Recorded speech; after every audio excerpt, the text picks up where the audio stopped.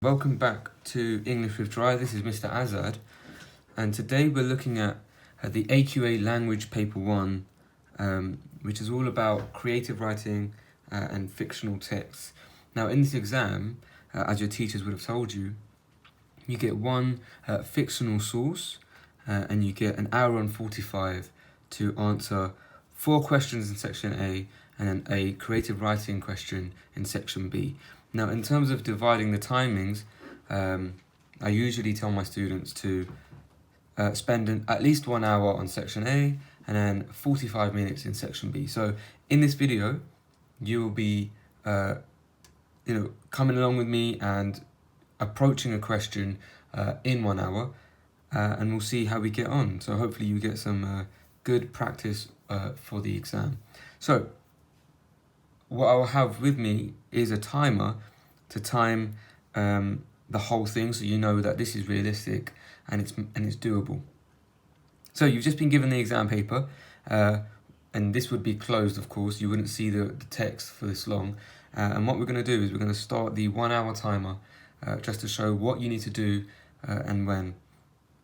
So time started now, and we've just been given the paper. We've just turned our paper over. We can have a quick glance over the thing. So this is source A. It's the opening of a novel called Rooftoppers by Catherine Rundell, written in 2013. We don't need to know that much. What we will do, first of all, is turn to the questions, okay? And we just need to work out what lines we can use and what these questions will ask of us. I've got some timing suggestions here as well, but again, these are merely suggestions. Your teachers maybe tell you different ways to approach this, and that's totally fine, but this is what I'll use. So for question 1, it's 4 marks, you should know that. It's 5 minutes, so we need to be aware of the 5 minute. Use lines 1 to 9 and list 4 things you learn about the baby. So we need all of our responses to come back to the baby. Lines 1 to 9, I'm just going to work it out here. I know 1 to 9 there. I'm just going to mark that off here. Do question 1 and everything about the baby. I'm just going to write the baby in the margins. Okay, then going back to question 2 now, using lines 10 to 12. So, sorry, I should have circled this and this. How does the writer use language to describe Charles' maxim? So we need to find language techniques that describe Charles' maxim and say how. Question 3 is usually the whole source, so we get access to the whole source. How does the writer structure the text? So we know we have to find structural techniques to interest you as a reader. So structural techniques that help interest the reader when they're writing. Finally, question 4, use lines 23 to 40, that will be relevant. A student said, although the character of Charles seems unusual and an unlikely person to take in a child, the writer makes him seem kind and caring.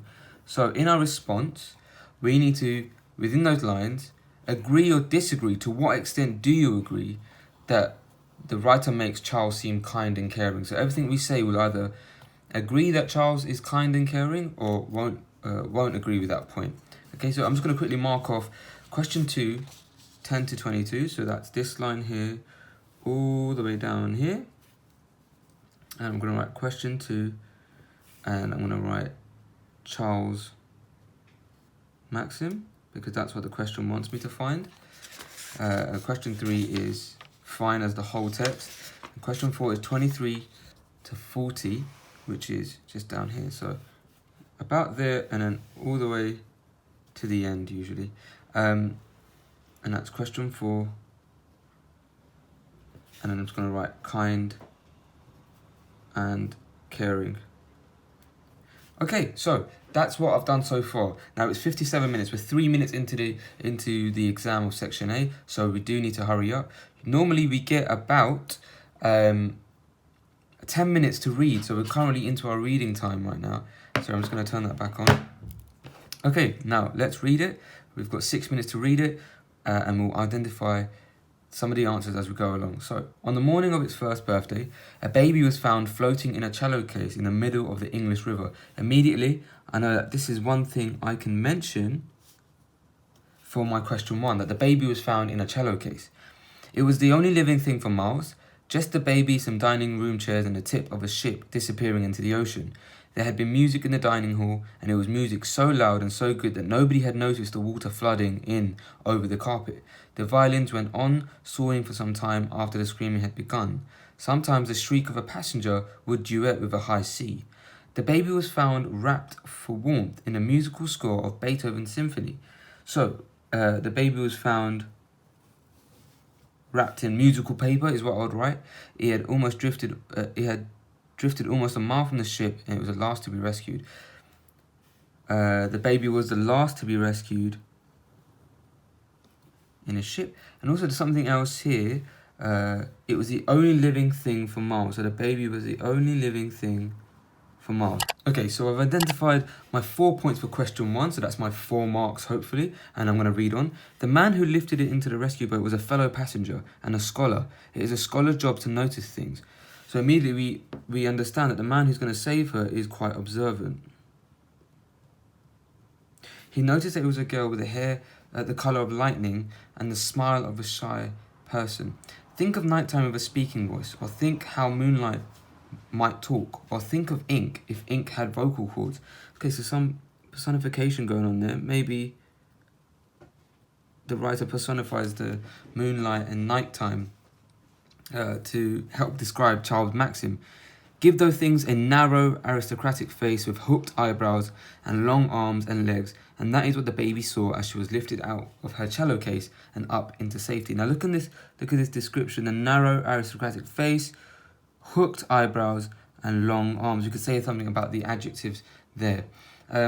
His name was Charles Maxim, and he determined, as he held her in his large hands, more adjectives, at arm's length, however, he's being quite precautious, as he would a leaky flower pot, so simile there, to describe his precaution, that he would keep her. Their baby was almost certainly 1 year old. They knew this because of the red rosette pinned to her front, which read 1. Or rather, said Charles Maxim, the child is either 1 year old or she has come first in a competition. I believe babies are rarely keen participants in competitive sport. Shall we therefore assume it is the former? So he's obviously either he's very matter-of-fact and quite logical, or he's humorous. So now that's question 2 done. The girl held onto his earlobe with a grubby finger and thumb. Happy birthday, my child, he said. Charles did not only give the baby a birthday, he also gave her a name. He chose Sophie on that first day, on the grounds that nobody could possibly object to it. Your day has been dramatic and extraordinary enough, child, he said. It might be best to have the most ordinary name available. Now, his reference to calling her child could suggest that she's kind and caring for question 4. He gave her a name. So the fact that he gives her a name and decides to do that is quite kind and caring. It might be best to have the most ordinary name available. You can be Mary or Betty or Sophie or at stretch Mildred. Look at the repetition of or. We could suggest that repetition reflects him being quite kind in the sense that he was willing to give her a choice. Mildred, your choice. Sophie had smiled when he'd said Sophie, so Sophie it was. Then he fetched his coat, folded her up in it, and took her home in a carriage. It rained a little, but it did not worry either of them. Charles had not generally noticed the weather, and Sophie had already survived a lot of water that day. Charles had never really known a child before. He told Sophie as much on the way home, so the fact that he's talking to her could indicate that he appreciated her company.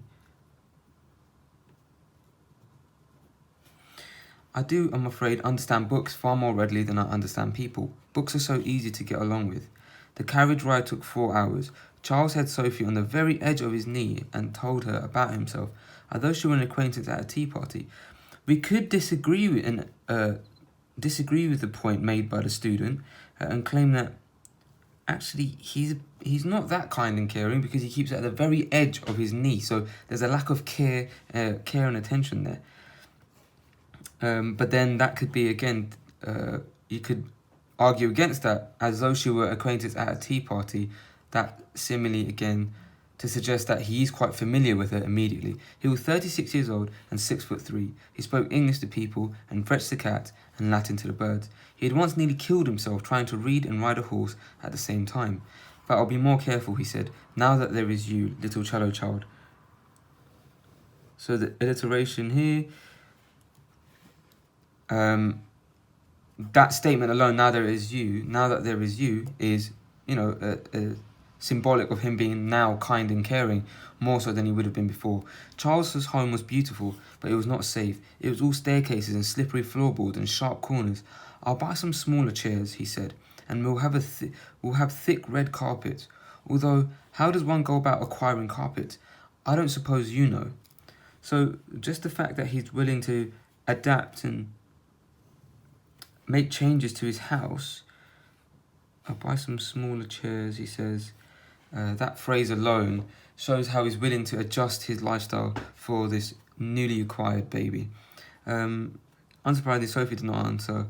She was too young to talk and she was asleep. So that's the end of our extract. Now we're going to come back to question 4 as we write, but we've nearly run out of our 10-minute reading time, so we do have to make a move on. So he attempts to talk to her.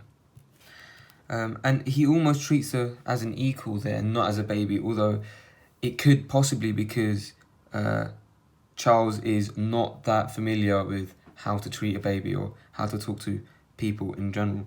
Okay, so in the exam, you would now begin your 5 minutes for question 1. So just on this plain sheet, I'm going to write question 1. And I'm going to list my 4 things. I'm just going to list it as they are. Maybe paraphrase where I can because I don't want to copy everything out. I do have 5 minutes, but I can bank those minutes for later on. So I'll quickly write that now. And I'm writing in full sentences too. So I'm going to write the baby was found in a cello case. Full stop.